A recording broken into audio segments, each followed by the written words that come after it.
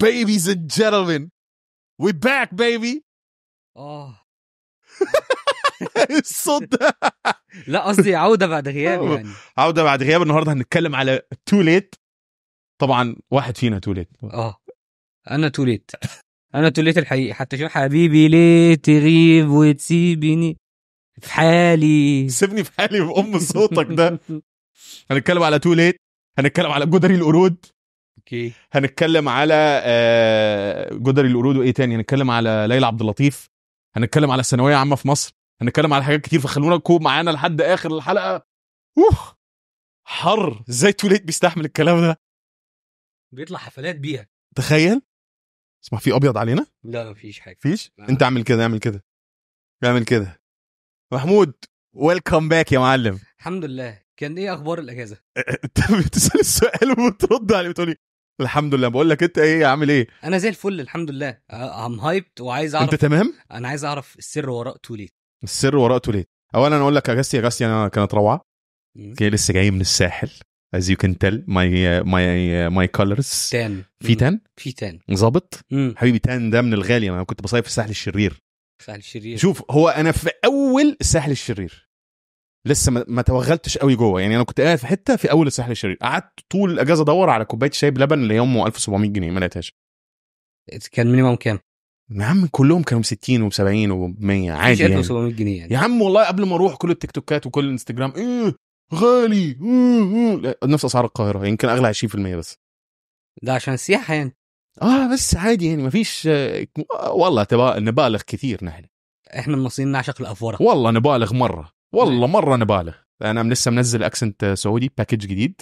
فانت بتجربه يعني. فبجربه. لسه في تويكس عشان الساحل كان مليان سعوديين. دايما الشمسيه اللي جنبي سعوديين.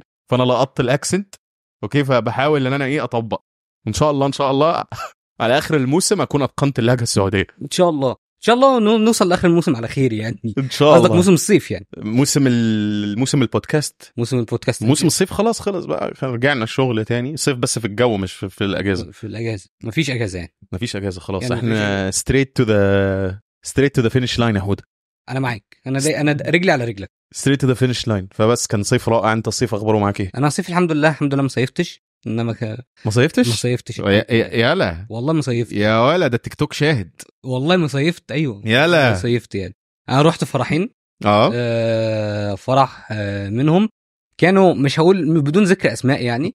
بس كان رحت فرح اسماء جلال ولا ايه؟ لا يا ريت والله. رحت فرح كان فيه عبد الباسط حموده. لا والله عبد الباسط حموده كان هناك. كان فرح شعبي ولا فرح عادي؟ لا كان حاجه شعبي كده بس هاي كلاس. شعبي هاي كلاس يعني بيلبسوا جلابيه فيرساتشي يعني ولا ايه؟ على فكره العريس كان لابس جلابيه. كان والله كان معدي كده وما ابوه مسكه من قفاه قال له سلم يا ابني على الناس. قلت له مين ده يا عم؟ قال لي ده العريس. كان لابس جلابيه عادي جدا. لابس جلابيه فهو شعبي. لا يعني هو مش شعبي هاي كلاس. هو فلاحين هاي كلاس بس هاي كلاس اكتر من الهاي كلاس ذات نفسهم. يعني فرح من غير نقطه. طلعت النقطه ان هم بيوزعوا عجول على بعض. بيوزعوا ايه؟ عجول على بعض. اوف. هو ده الفرح اللي انا عايز اكون موجود فيه. عارف انت فرح اغنيه فشخ يعني. بيوزعوا عجول على المعازيم. على اهل العريس. عجل حي يعني ذبحوه كده لحمه يعني. لحمه بس يعني دي كانت النقطه بتاعتهم. بينقطوا بعجول. فكان في عبد الباسط حموده كان يعني متألق. انا افتكرته هو توليت وعمال يقول اديني يا قلبك خد وانا صح كنت مستمتع جدا. حبيبي ليه تغيب وتسيبني كده في حالي. فعبد الباسط كان متألق. بس يعني كان عندي تعقيبات بسيطه جدا على الفرح يعني. محمود مفيش حاجه بترضيك؟ لا الحمد لله. لا يعني فرح هاي كلاس في منطقه ريفيه وبيوزعوا عجول على اهل العريس. يعني انت ممكن تخش كده تاخد لك 3-4 كيلو لحمه من غير ما حد ياخد باله. عارفين ده اللي انا عملته. وكان في عبد الباسط حموده اكل ومرعى وقله صنعه. على فكره انا اكتر حاجه عجبتني في الفرح هو فعلا عبد الباسط حموده يعني. طب هو الفرح ايه غير اكل وانترتينمنت؟ كان في رقصه؟ لا عشان هم محترمين يعني. ما كانش في رقصه. يلا مش مشكله. فالحمد لله كان عامل زي الافراح الشعبيه اللي بنشوفها في التلفزيون في الافلام. بيره وحشيش. ما هو ده بقى بالظبط. هو ده اللي حصل. لا والله كل ده وما فيش رقصه. ازاي ما يبقاش فرح شعبي؟ بس بقى عمد بقى ونواب مجلس الشعب. كان في نبطشي. كان في نبطشي هو اللي بيحيي في ام سي كان في ام سي الفرح كان في ام سي يو بالظبط بقى، وعمال يقول الفرح من غير نقطه، وشكرني انا في النص يعني. شكرك في النص. انت نقطت؟ لا ما نقطت طبعا ما انت رايح فسل كده، رايح مع القطيع، رايح تاكل وتتفرج على البسط حموده، مش رايح تجامل ولا رايح تعمل اي حاجه. ما انا لو عندي 8 عجل انا اولى بيه. جيب فخده عجل، طيب اي حاجه على الراجل وانت داخل عظم، جامل باي حاجه. رغيف حواوشي لا انا اكلته، انا اللي اكلته. فكان فرع غريب مريب بس كان حلو يعني، كانت تجربه جديده وحلوه يعني.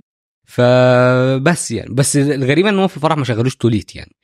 طبعا مش هيشغلوا توليت، واضح ان توليت ما بيشتغلش غير في اماكن معينه يعني. فبس موضوع سفريه مصر بتاعت محمود دي انا عندي عليها تعقيب. ان محمود كنا متفقين على شغل وان احنا هنشتغل وهنشد ويلا يا محمود مش عارف ايه. بعدين فجاه لقيت محمود بيكلمني يقول لي على فكره انا مسافر مصر. ليه يا محمود؟ خير كفلنا الشر، عندي شغل. هو ده الشغل، راح يحضر فرحين. اوكي، والكداب اللي هو ما صيفش. انت كنت قاعد فين؟ في راس سدر ولا كنت قاعد فين؟ انا كنت قاعد في المنصوره.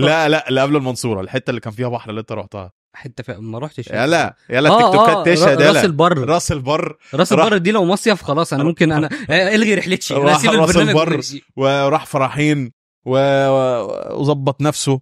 في الاخر قال لي ما انا حاولت اشتغل، كان عندي انترفيو مع بدريه طلبه بس الانترفيو ما ظبطش يعني. كلام بدريه طلبه هنا على فكره. تعرف ان انا عارف بدريه طلبه شخصيا؟ بجد والله؟ في زمان وانا صغير، اول ما بديت في الشغلانه دي كنت بذيع برنامج مسابقات بيطلع بس على الموبايل. اوكي، في 10 يمكن في الوطن العربي شافوه. برنامج المسابقات ده كان اللي بيوصلوا الفاينل راوند. اوكي، 10 اسئله اللي بيوصلوا الفاينل راوند كل واحد فيهم بيكسب 500 درهم يمكن. كانت مسابقه مهمه يعني بالنسبه للناس. مين كان بيلعب؟ مين؟ بدريه طلبه كانت بتلعب، والله العظيم كانت بتلعب.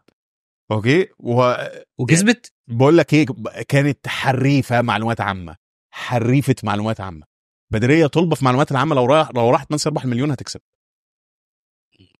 انا ما كنتش. فكانت بتبعت لي على الخاص عشان تعرف الاسئله، وانا طبعا ما كنتش بقول لها الاسئله بس كانت عسل. طبعا انا دلوقتي بناشد بدريه طلبه ان لو شفتي محمود سرحان على الترو كولر اوعي تردي عليه ملجوف.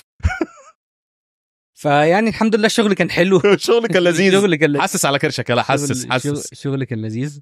اوكي، اول حاجه هنتكلم فيها توليت. ايه موضوع توليت مغني حلو كده. انا شايفه عادي جدا مبدئيا. كمل. مش عارف ليه اتشهر الصراحه يعني. هو حركته اول مصري تقريبا هو اللي عمل حركه الماسك ده، لان كان في بره دافت بانك والمارشميلو ودول اتشهروا برضه عشان لابسين ماسكات وكده. بس احنا ما عندناش حد في الوطن العربي عمل كده. بس انا بحس الماسك يعني لازم لما يشيله خنقه. لازم لما يشيله يبقى فيه مفاجاه يعني، يبقى مشطوب، ما عندوش مناخير، ودنه مقطوعه. والا هو لو شكله زي اي انسان عادي، ما لو خلع الماسك خلاص يعني ايه الانتريج في كده؟ تطلع شريهان مثلا هي اللي لابسه الماسك. فاهم قصدي؟ انما اوكي يعني واتس هيز بلان وما بعد الماسك، بعد ما الناس تمل موضوع الماسك هيعمل ايه؟ هيعمل اغاني برضه. طب ماشي، ما هو خلاص، ما هو الانتريج كله هي الاغاني عاديه. هي عامله زي اغاني حميد الشاعري بتاعت اخر التسعينات، ونفس البيت ونفس اوكي قشطه كول فاين. بس لو خلع الماسك مثلا ما طلعش بنت، ما طلعش حاجه صادمه. انت فاهم يعني؟ هو لازم يطلع حاجه صادمه عشان الموضوع ده يقدر يكمل بيه. اوكي، انما لو ما طلعش حاجه صادمه، طلع واحد عادي، طلع واحد اسمه هاني مثلا. توليت هو هاني واحد اسمه هاني افريج جو. ايه الحل يعني؟ هيشتهر ازاي بعد كده؟ ما خلاص اتشهر، هو محتاج تشير تاني. ماشي، ما هو خلاص هو اشتهر عشان الماسك ولا عشان الاغاني؟ عشان الماسك. ماشي، يبقى بعد ما يشيل الماسك هيبقى فاضل له ايه؟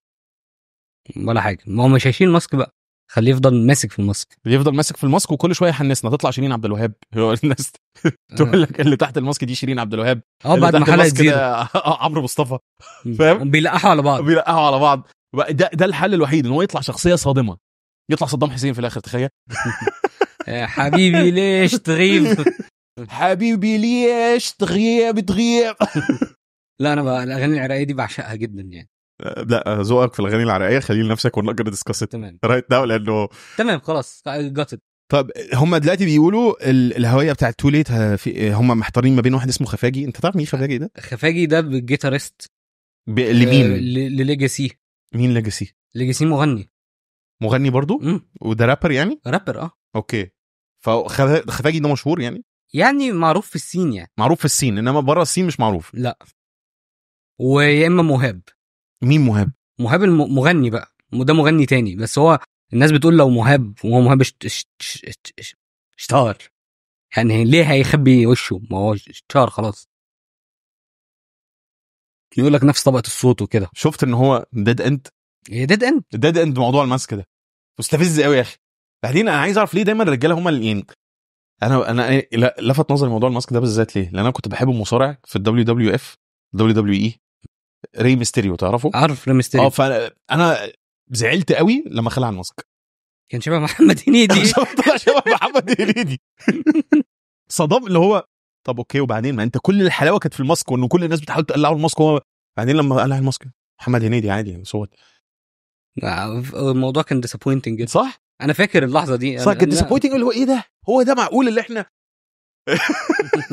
هو ده اللي احنا قعدنا نستنى؟ هو ده اللي احنا قعدنا نستنى كل الشهور وكل السنين دي، في الاخر يطلع محمد هنيدي مكسيكي؟ صح، حتى نفس الطول نفس كل حاجه. طبعا هو لو يعرف ان هو شبه محمد هنيدي ما كانش قلع الماسك. هو بالنسبه لهم الاسطمبه دي مش موجوده هناك في امريكا. ما هو عشان هو من المكسيك وكده، بس يعني الموضوع كان غريب. انا اقول لك ليه الموضوع ده موضوع توليت هينجح، عشان انا صراحه شايفه تالنتد. شايف ان في موهبه يعني في الاغاني بتاعته حتى لو هي شويه نوستالجيك. انت شايف عاديه، اغاني عاديه ماشي، مع احترامي لكل محبين توليت، عادي اغاني عاديه، بس في زمن الاغاني فيه بقت كلها يعني انت اللي حاجه صاحبتي وحاجات غريبه كده ومهرجانات. وعصام صاصا اللي اتسجن. قبل عصام صاصا انا هسالك على حاجه. تعرف مغني اسمه فارس سكر؟ عارفه. مال ايه ده جاستن يا جماعه ما اعرفش فارس سكر ده جاستن بيبر مصر. اوكي. هو واحد اندر ايج عمره 16 17 سنه وبيغني كل الاغاني بتاعته اوتو تيون وكل الكلام بتاعه غير لائق. بنت حبتني وشخرت لي وراحت وقلعت لي ولابسه البيكيني. شفت سمعت الاغاني دي؟ وبيعمل يعني دلوقتي بقى هو تقريبا شبه وجبه اساسيه في كل عيد ميلادات البنات الاندر ايج الهاي كلاس. لما انا فتحت التيك توك بتاعه وقعدت الف كل البنات الهاي كلاس اوكي الاندر ايج بيجيبوه في العيد ميلاد عشان يحيي العيد ميلاد. ام سي ولا مغني؟ لا مغني. وبيقف كده بسماعه ويقعد يقول شخرت لي في عيد ميلاد بلد تحت 15 سنه. وهم كلهم او ماي جاد او ماي جاد اتس فارس سكر او ماي جاد.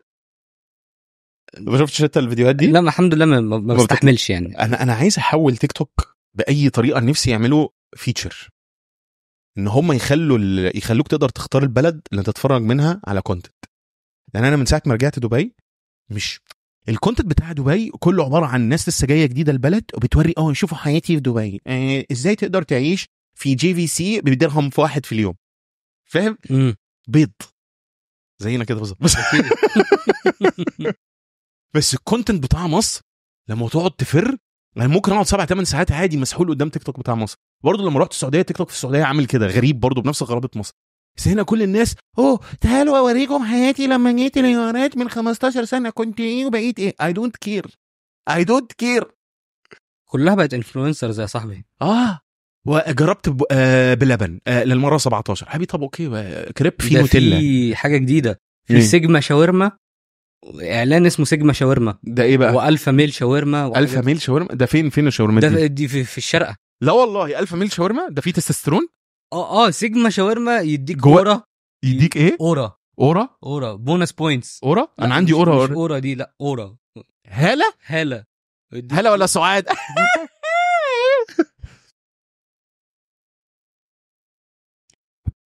حلو جميله. نايس بريك. اوكي هلا دي عباره عن ايه؟ الاورا دي برضه حاجه من الجن ايه ده مين مواليد بعد الجن زي جن ايه؟ لا والله احنا وصلنا. دول وصلوا خلاص. دول اتولدوا دول مواليد سنه كام؟ دول 2010 فما فوق يعني 2010 فما فوق. اوكي دول بقى جم مع الخراب كله مع الرز وكده وسكيبيدي والكلام ده. دول رز وسكيبيدي. لا ده انت جن زي لا مش للدرجه دي. ده اواخر الجن زي اوائل الجن ايه. الجن ايه دول عمرهم 13 14 اللي هم جماهير فارس السكر. جماهير فارس السكر. اوكي كمل. الاورا دي بقى بتعمل ايه بقى؟ هاله كده اللي هو بونس بوينتس اللي هو عندي اورا سو سترونج اي لوك بيوتيفول. يعني الشاورما دي بتاخدها في فورتنايت ولا دي موجوده في ارض الواقع؟ موجوده في ارض الواقع. بوريك الاعلان بعد الحلقه. والالفا ميل طيب جواها ايه؟ انا هحط الاعلان وهنشوفه وبعد كده نبدا الموضوع. ماشي. اوكي ناو وير دون وذ ذس وي موف اون لخبر مدوي ومكسر السوشيال ميديا في مصر. طبعا انا ما فهمتش ليه، لان انا رايح مصر كاني اجنبي. والله وش دي هرجة المسار وهدي يا اخي، ليش مكبرين الموضوع مره يا اخي؟ احسن متحسن صح متحسن. كيف حالك يا ابو قاسم؟ انا هي وش تبغى يا ابو قاسم نتكلم فيه دحين؟ خبر حق الثانويه العامه في مصر. هي ولا حاجه، هم في مصر لغوا مادتين او 3 مواد، خلوهم they do not reflect على الافريج بتاع الثانويه العامه، يعني خلوهم نجاح او رسوب بس. ليه الخبر ده مهم؟ الخبر ده مهم لانه يا جماعه في مصر طلع فيه مدرسين خصوصيين بحجم نجوم في بلاد بره. في واحد مدرس جيولوجيا اسمه جيو ماجد. طبعا جيولوجيا واحده من المواد اللي هم خلوها نجاح ولا رسوب. انا تعمقت في الموضوع ده.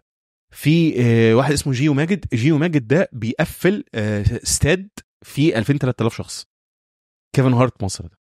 تمام اوكي. واسمع والله العظيم بيضحك. انا دخلت اتفرجت على شويه حصص بيقول الشات كده في النص. والله العظيم ان هو بعد ما قفلوا جيولوجيا عادي يعمل ستاند اب كوميدي. وجيو ماجد انا اشجعك. اصلا انا حسيت ان ممكن جيو ماجد ده يطلع هو توليت. هو كان عارف اللي هيحصل فقرر ان هو يلبس قناع ويعمل الاغاني دي. يعني حتى حبيبي ليه كان بيعاتب فيها وزير التربيه والتعليم. حبيبي ليه تاخد طلبتي بعيد وتسيبني في حال. ده بيعمل فلوس لدرجه ايه؟ اللهم لا حسد اللهم لا حسد اللهم لا حسد، ربنا يا رب يزيده. بيجيب عربيه هديه لاول الثانويه العامه كل سنه. يعني عربيه تتعدى ال1,000,000 جنيه، يعني مليون مليون الا في الحدود دي. دي الجايزه. دي الجايزه بيديها هديه. ما بالك بقى بيدخل كام يعني؟ يعني هنقول اون افريج لو هو بيدي جايزه ب1,000,000 على الاقل بيدخل 10 في السنه صافي. ما شاء الله. تخيل ما حلمي ابقى كل ده عشان مدرس جبل طارق يا بشوف بتقعد تستخف. اوكي تستخف مضيق جبل طارق مش عارف ايه. يا اخي الراجل لقى زخنوق قد كده. شوف اصلا دي مش جيولوجيا، دي جغرافيا يعني. اصلا يعني انا جاهل وفلاح ومتنمر. لا انا اللي عاجبني فيه. وبعدين في واحد تاني اسمه برضو سيد العراقي. انا فتحت الفيديو افتكرته راجل عراقي بجد هيتكلم. ها عيني هذه الحجره شلونها هيجي. طلع عادي مصري بس اسمه سيد العراقي. المهم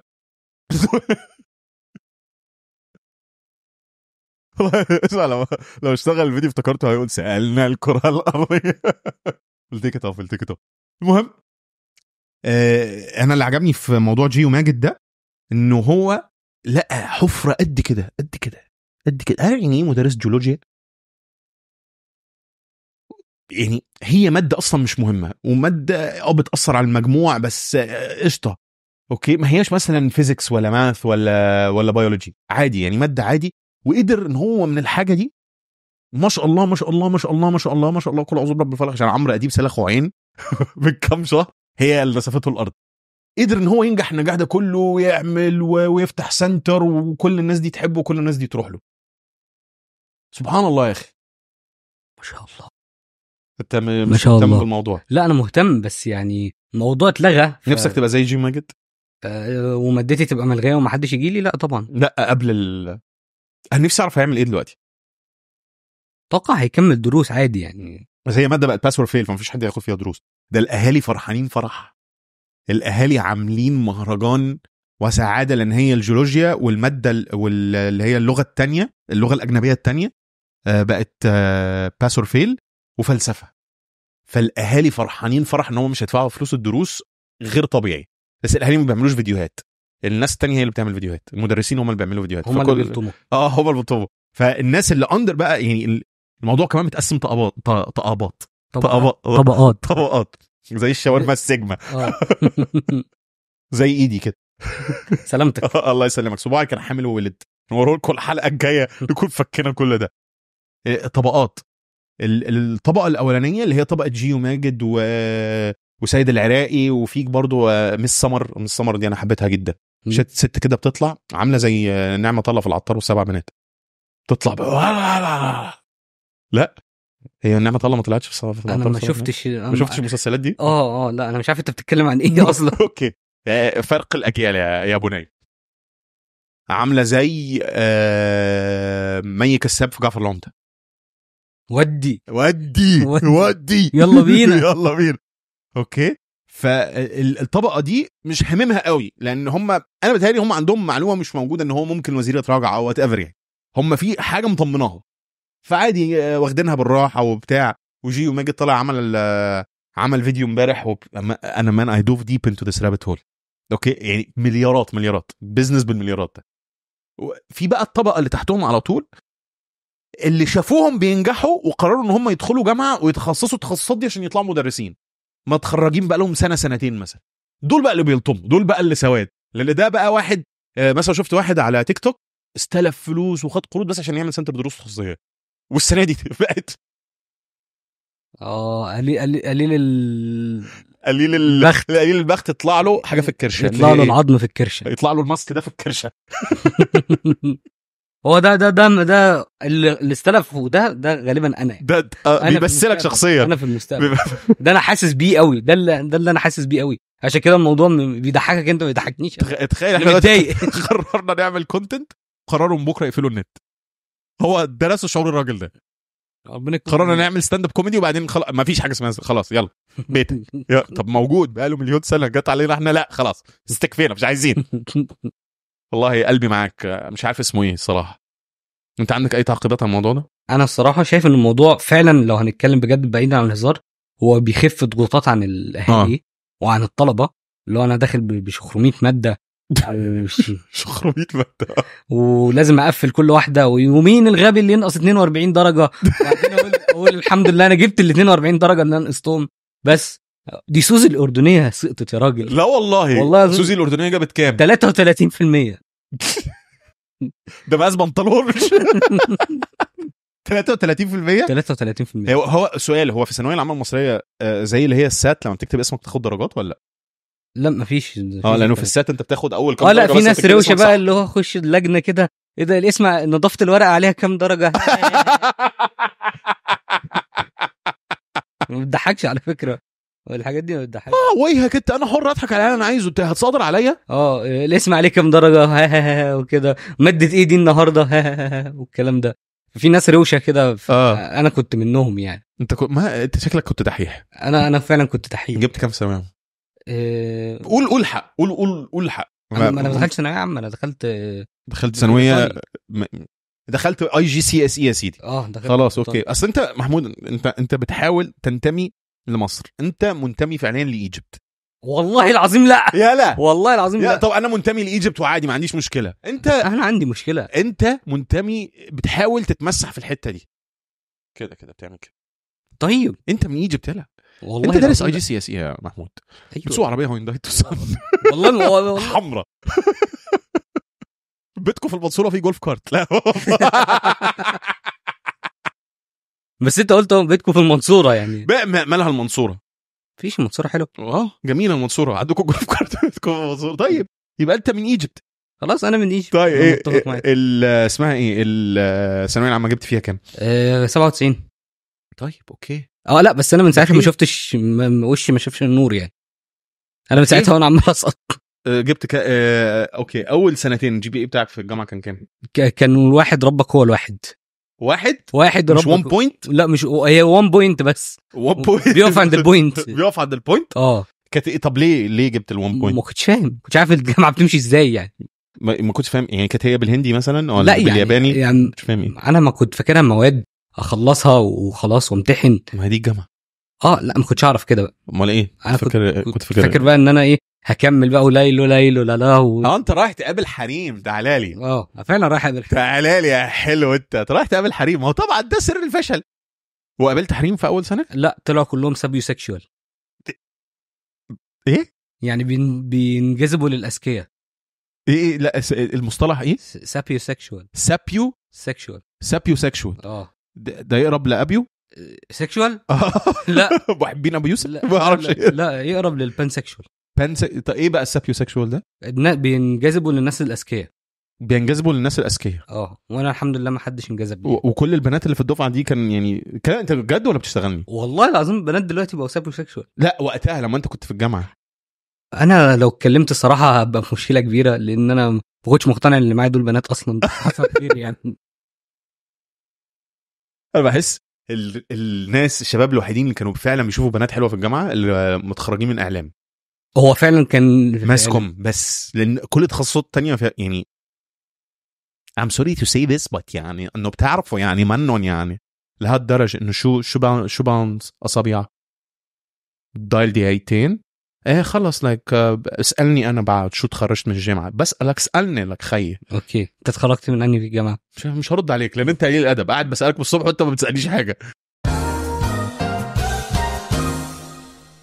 والخبر القادم هو جدري القرود في emergency stated as an emergency by WHO انه في مرض بيتفشى بسرعة اسرع من المفروض هو جدري القرود. وانا لفت نظري حاجة في موضوع جدري القرود ده قبل ما نبدأ نتكلم فيه انه اكتر كليبات مشهورة للخبر هي كليبات ليلى عبد اللطيف من حلقة راس السنة اللي عملتها مع عمرو اديب وهي بتتنبأ بمرض بيصيب الناس بالحكة. فالناس واخده الكليبات ليلى عبد اللطيف دي كمصدر للمعلومه. يعني الفيديو بينزل ازاي؟ يعني الفيديو بينزل ستيتش. اوكي ستيتش بيبدا الخبر مثلا من قناه العربيه ولا سكاي نيوز ولا وات ايفر وبعدين يقوموا قاطعين على ليلى عبد اللطيف وهي بتقول اوكي. فكل بيقولوا انه ازاي ليلى عبد اللطيف تنبأت مش عارف ايه. فانا قلت الناس بتجيب كل الكليبات دي منين؟ يعني ما حدش متفيج ان هو يخش وينزل حلقه كامله بتاعه عمرو اديب ويقطع. لقيت الاكاونت بتاع ليلى عبد اللطيف على التيك توك. اوكي ولقيت ان اغلبيه الستيتشز دي ليلى عبد اللطيف هي اللي عاملاها and they go viral. واللي ماسك لها السوشيال ميديا او هي ما اعرفش مين بتبقى كاتبه على الفيديو توقعت فاصابت لقراءات خاصه حتى رقم تليفون. ممكن تقرا لي الطالع يعني. ممكن. بقول لك ايه انا فكرت في الموضوع فكرت والله انا كان بيني وبين ان انا اكلمها كده يعني امبارح بالليل. عارف انت الافكار بتجيلك الساعه 1 بالليل دي طب ما اكلمها ممكن الست يبقى عندها توقع ولا حاجه. تفتكر ليلى عبد اللطيف تتوقع بجد ولا في حد بيقول لها المعلومات؟ انا شايف ان في حد بيقول لها المعلومات. مستحيل تكون توقعات وهي اصلا ما بتصيبش. يعني شايف ان كل توقعاتها غلط في غلط. يعني هي بتصيب وبتخيب بس في حاجات بتجيبها في الجون يعني. بس انت لو بتتوقع كل يوم توقع من 365 توقع لو كلهم صح فدي كارثه ولو كلهم غلط فدي برضو كارثه. فهي بتجيب في النص 40% مثلا 45% 50% علامه النجاح. فيا دوبك يعني. وبتسلط الضوء على اللي بيعدوا على اللي بينجح. فلا يعني هو اصلا كذب المنجمون ولو صدقوا. يعني انا دي قناعه دينيه ثابته عندي انه لا ما ينفعش الكلام ده. حاجه زي الابراج كده اللي هو النهارده برج الحمل بيتضايق بسرعه وما بيتضايق بسرعه بيزعل. انت برج ايه طيب؟ انا برج الحوت باين عليا من الحاجه. المفروض ابقى برج الكلب باين والله. لا انت لازم تبقى برج العلق. لو في برج العلق صدقني انا الكوفاوندر. والله برج العلق ده يعني مش فاوندر حتى. انت اللي بنيه يعني انت اللي بني البرج ده وقاعد على بابه. وادخل بالاشتراكات. على فكره موضوع برج العلق ده يبقى حاجه حلوه. يبقى فيوتشر بزنس وايز والله جميل. ده مقر العلوية في العالم. الناس كل اللي قاعدين في المكان ده ما بيردوش على تليفوناتهم في الوقت المظبوط. لما بيتفقوا على خروجات ما بيخرجوهاش. تقول لهم على حاجه يقول لك من عينيا الاثنين ما يعملوش اي حاجه خالص. وكل المواصفات دي محمود ما بتصفكش انت تصف مواليد برج العلق. انت برج الحوت. برج الحوت عادي جدا. فبس يعني شايف ان ليلى عبد اللطيف تخيل تبقى ليلى تتفرج على برج العلق. تخيل ليلى عبد اللطيف ليلى الحلقه بتاعه 30 ديسمبر دي تطلع ومواليد برج العلق بدهم يديروا بالهم على صحتهم لان العلوية مسؤوليه. لان المواصفات هيدا البرج انه كتير سحبين على الدنيا وكتير ما بدهم يعملوا شيء فانه بدهم يديروا بالهم ما يصير لهم شيء. قلشت خلاص ضاعت بس كانت جايه في الجون. والله كانت رايحه بس للاسف جت في العرض. ليلى عبد اللطيف. بس انا شايف ان في لوك داون تاني ممكن يحصل. والله الله اعلم. انا بطلت. انا في حاجات بطلت اعرف اتكهن بيها. يعني في مثلا الناس ممكن تحب ايه وتكره ايه اللي ممكن يحصل بكره صعب. يعني في حاجات شفتها في سفريتي مصر اللي فاتت دي لما رحت الساحل. حاجه فاكر من كام سنه كان طالع موضه ان الناس يبقى عندها فورمه الساحل. انه الناس بقى سمر بودي ومش عارف ايه ونروح الجيم. شفت الموضوع ده خلاص ما عادش موضه. الموضه بقى الداد بود. يعني انت نجم في الساحل دلوقتي بجد والله؟ والله العظيم. يعني السنه اللي ما اروحش فيها الساحل. والله العظيم موضوع انه الناس تبقى ماشيه مكرشه عادي ومتسديه الرجاله عادي جدا، واجسام البنات بقت عاديه جدا، بقى كله في العادي للطبيعه، عدنا الى الطبيعه خلاص. فانا عمري ما كنت اتصور ان انا اشوف كده. لا وعادي على فكره. وبعدين اللي بيبقى جسمه حلو ده ورايح البحر في الساحل يبقى مستاجر مش مالك، ده فيزيتور مش اونر معانا في الكوميونتي. لو اونر بقى تلاقيه بقى، لو اونر بقى هتلاقيه هو بيبذل مجهود الراجل ومطلع ملايين عشان يجيب الفيلا 40 مليون، ما عندوش وقت يروح الجيم. فالاونر بودي بيبقى عارف المصارعين لما يعتزلوا بعد 15 20 لعيبه الكوره لما يعتزلوا بعد 15 10 سنين، ميدو بعد ما يعتزل بيوم فورمة رونالدو القاهرة مش الظاهرة.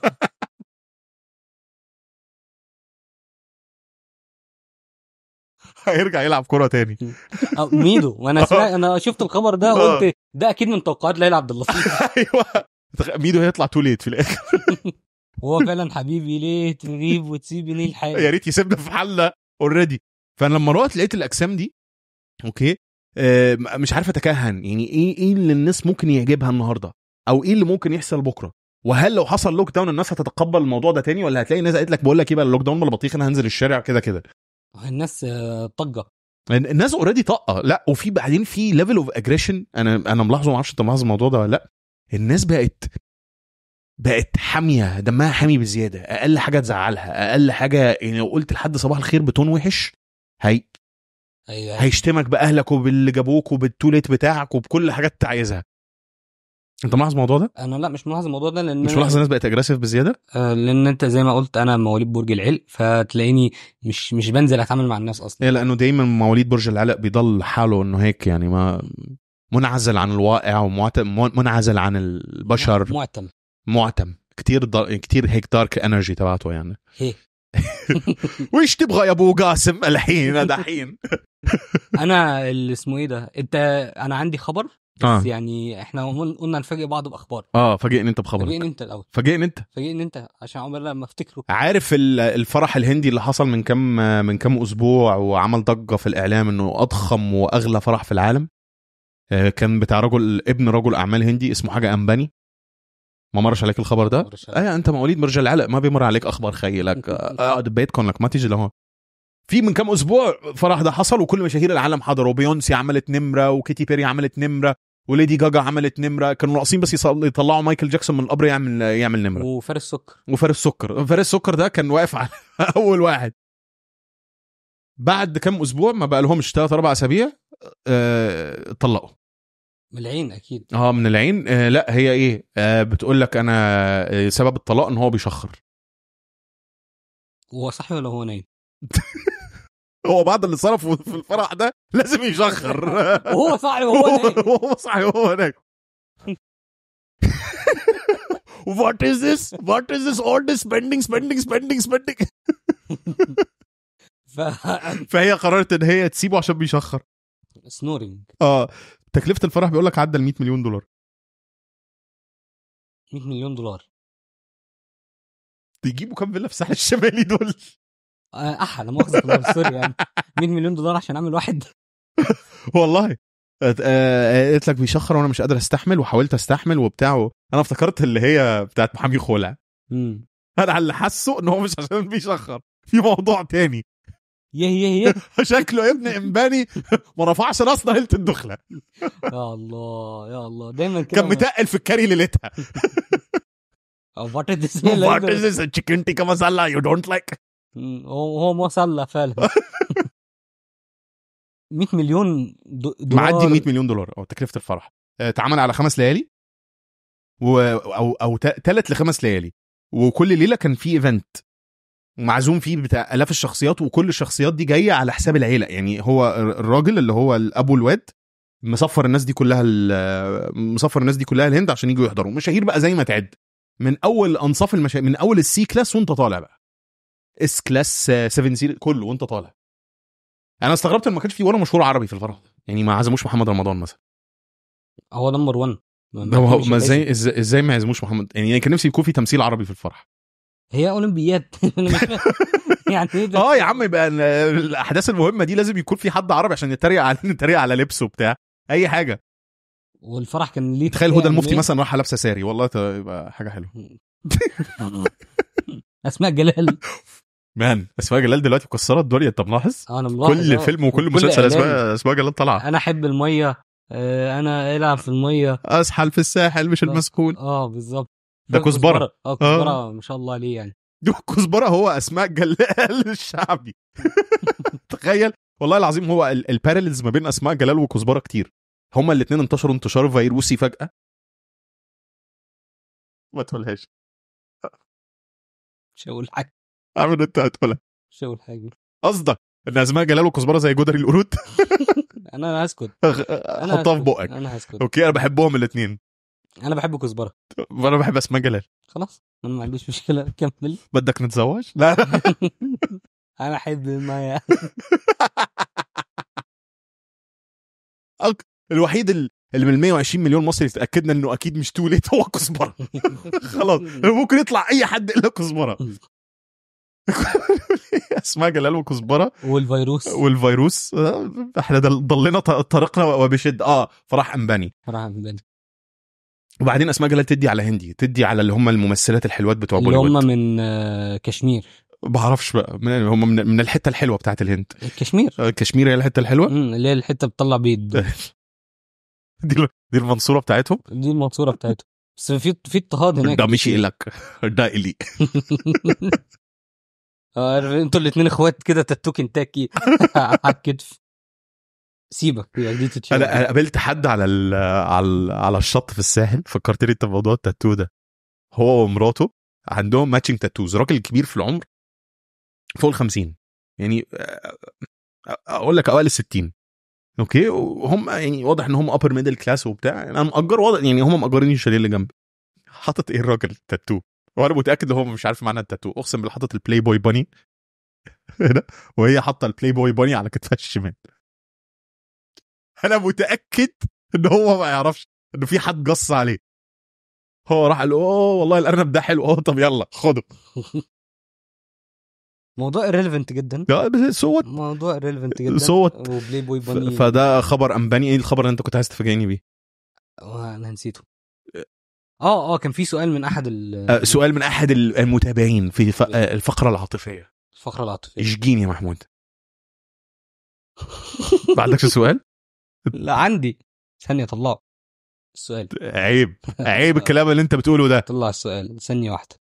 ادبسز. صحيح انك مواليد برج العلق؟ حوار برج العلق ده جامد جدا.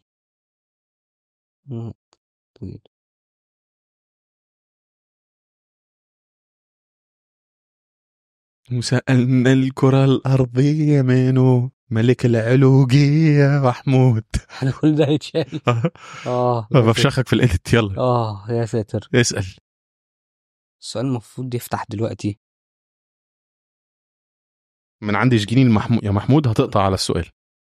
فهمت. شكرا لك. هحتاج اقعد معاك اديك كورس إيديت محمود. صراحة مكدس مكثف. ازاي تحافظ على ازاي في حوار انت فعلا بتتكلم مع حد مهتم بيه، و ازاي تخلي الكونفرسيشن جوينج؟ ازاي تخلي الكونفرسيشن جوينج؟ اتكلم بجد ولا بتهريج؟ الاثنين.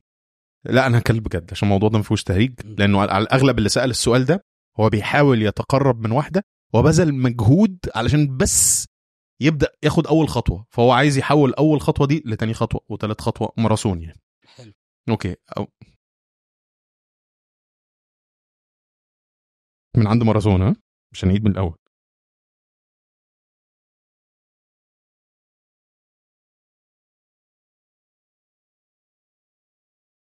ممكن نديت الوايد. ديتش الوايد خلاص. الوايد هي اللي وقفت. يلا.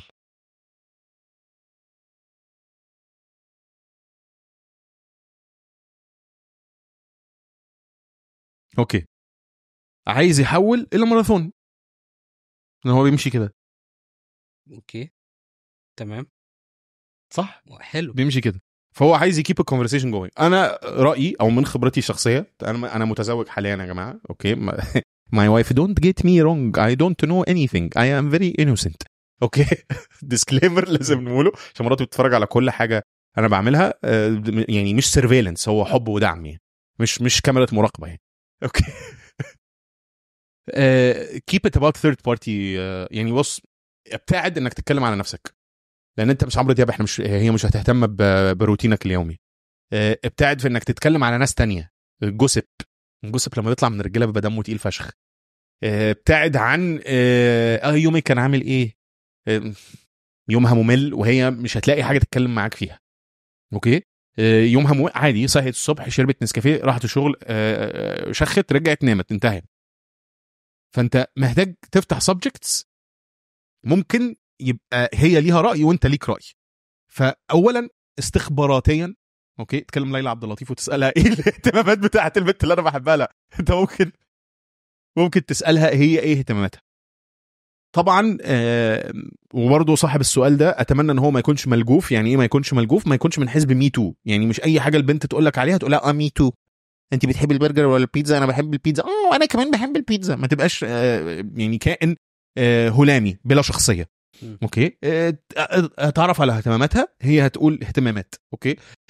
هتلاقي حاجه فيها ان كومن بينك وبينها. لو ما فيش حاجه ان كومن يا حبيبي ما تكملش في ميتين العلاقه وخلاص، اوكي. لان المفروض ان انت داخل ان بتدور على واحده تتجوزها او ترتبط بيها بشكل دائم، اوكي. فلو ما لقيتش حاجه مهمه يبقى اتس نوت ورث يور تايم. لو ما فيش اي حاجه ان كومن، لو لقيت حاجه ان كومن هنا تبدا تعمل ريسيرش او حاجه انترستنج مثلا في اللي هي بتحبه، اوكي. مثلا هي بتحب الزلاحف وانت بتحب السمك، ففي هنا حاجه ان كومن، اوكي. هي مثلا بتحب كره الباسكت، انت بتحب برج العلويه، مفيش حاجه ان كومن، فانت فاهم سيبريت ويز. فلو في حاجه ان كومن او حتى في نفس الجنرا تبدا انت تعرف عن الحاجات اللي هي بتحبها. هي مثلا بتحب مسلسل انا عايش في جلباب ابي، انت بتحب الحاج متولي، فهل عارفه الفكره الحلقه ايه رايك في مش عارف ايه يو كاب ذا كونفرسيشن جوين. لقيت حاجه انترستنج اونلاين ممكن تعجبها هاتها لها. طبعا الرجاء عدم المبالغه في البعث. يعني ايه؟ ما تبقاش البت تقلانه عليك وما بترد على كل 3 مسج وانت بتبعت لها 10 مسجات في اليوم. خليك منطقي، هتلاقي 9 بس. واحد. يعني انا دايما بحس انه في ريليشن شيبس لازم يكون الاهتمام متبادل. ما فيش حد بيجري ورا التاني، اوكي. ما فيش حد بيجري ورا التاني. إيه؟ انت بتمسج هي بترد، هي بتمسج انت بترد. انما الموضوع لا لازم تتقل عليها علشان هي تجري وراك، او انت لازم تتقلي عليه علشان هو هيجري وراكي. صدقني does not work. انا اعرف شباب في سني عمرهم 35 36 سنه ولغايه دلوقتي حاولوا اكتر من مره ان هم يرتبطوا، ما نفعش الكلام ده معاهم. البنات في سني برضو تبعت هذا المنوال، لم ينجح وبتعض صوابعها ندم لغايه دلوقتي. يعني كان في كتير شباب مناسبه وهي قررت ان هي هتبقى تقيله. فالمنطق حد يبعت لك مسج ترد عليه، انت تبعت لحد مسج يرد عليك. بس انت يعني مش بتطلب فول محل فول وطعميه علشان يكبر دماغه منك ويبعت لك الفول بعد، او مش بتطلب اديت من واحد اسمه محمود سرحان ويرد عليك بالاديت بعد 4 اسابيع مثلا. صح. بس بعدين انا كده تقلان يعني. بالظبط، حاجه تقيله على الارض. فانت بطل تقل. هو يمكن ما تبقاش علويه يبقى تقل. خلاص انت تمام. انا تمام. انت تمام. طب انت ايه، انت عندك حاجه تضيفها على الموضوع ده؟ انا الصراحه شايف انه لو فعلا الموضوع يعني بيجي كده، هي بتيجي بركه الصراحه. يعني الموضوع بيبقى فيه بركه. تلاقي الموضوع عارف انت بتكر الخيط كده يقعد يتشد ايوه، وبعد كده تلاقي الكلام بيفتح لوحده. اما اللي حسيت الموضوع اللي هو لازم افتح موضوع مش عارف افتح موضوع ايه. لا بس في ناس، في رجاله عندها سوشيال انكزايتي، اوكي. عارف تبقى عامله زي ايه؟ انا اقول لك مثلا اول رومانتيك ريليشن شيب بالنسبه لي، اوكي. انا ما كنتش عمري اتصور ان انا في مثلا بنت ممكن تعجب بيا. في اول ريليشن شيب دي حسيت كاني كسبت عربيه فيراري. خلاص بقى قاعد ليل نهار اتفرج على العربيه، والله جميله، والله حلوه. طب يا ترى العربيه نفسها في ايه النهارده؟ طب والله مش عارف ايه. طب بتاخد بنزين 95 ولا 98 ولا ما احطلهاش بنزين، ولا اروح المطار احط لها بنزين من بتاع الطيارات؟ عارف الهوس ده، هوس البدايات. هي مش حلاوه البدايات، هي هوس البدايات، هوس الاوبسيشن بتاع البدايه. فاهم قصدي؟ فانت مثلا كل ما بتتاخر في الموضوع كل ما بيبقى الهوس ده قوي. فانا اتفهم السؤال ده، لان كان عندي فتره من فترات السؤال ده، اللي هو طب ماشي، ما انا اوكي اتكلمنا وصباح الخير، وبلاش بقى تصبح عليها الصبح، يا ريت انت لا ابوها ولا امها ولا دادا بتاعتها تصبح عليها الصبح. انا قلت بس ابقى اول واحد كلمك النهارده، بلاش اتس نوت جود. يعني كنت بعمل الحركات دي واتقال لي ان هي سخيفه. ده من علاقه، يعني انا حاسس ان انا قاعد بقول لك، حاسس ان انت اللي كاتب السؤال. انا سبحان الله كل اللي انت بتقوله ده ولا بعمل منه ولا حاجه. انت بتدوس بنزين للاخر، بتجيب الدواسه في الصاجه، تعمل كده غالبا. بس طيب. لا بس لا بعمل ده غلط يعني، لانه لو كان صح يعني كان زماني في حته ثانيه دلوقتي. دلوقتي ساكن في البنت هاوس في برج العلوية، لازم تنزل لازم تغير لازم اغير البرج، لازم تغير البرج. اوكي نكمل بقى الحلقه الجايه. it was a great episode. انا انبسطت جدا صراحه. انت انبسطت؟ جدا جدا جدا. انت مش فورمه النهارده بس ما علينا. نراكم في حلقه جديده الاسبوع القادم. طبعا انت لو حضرتك اتفرجت لحد الحته دي انا عايز اجي ابوسك من بقك، ده انت هتبقى انسان رائع. بقول لك لا، كل ما نتفرج لحد الحته دي اوكي ابعتوا لنا على انستجرام @mobadrcomedy سرحان 12 سرحان 12. احنا عندنا حفله ستاند اب كوميدي في نص 9. كل ما نتفرج لحد اخر الحلقه دي ليكم من عندنا هديه.